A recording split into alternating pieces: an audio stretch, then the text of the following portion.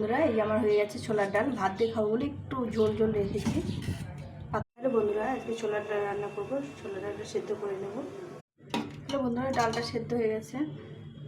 ছোলার ডাল গোটা গোটা থাকবে, কিন্তু সেদ্ধ হয়ে যাবে।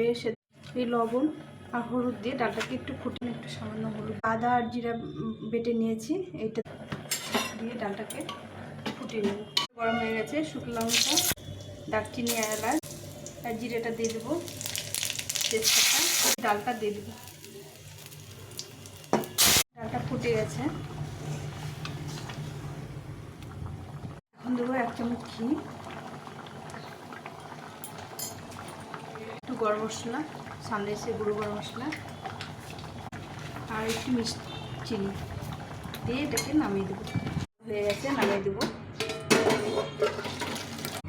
তোমাদের রেসিপিটা কেমন লাগলো অবশ্যই কমেন্ট করে জানিও। ভালো লাগলে লাইক, সাবস্ক্রাইব।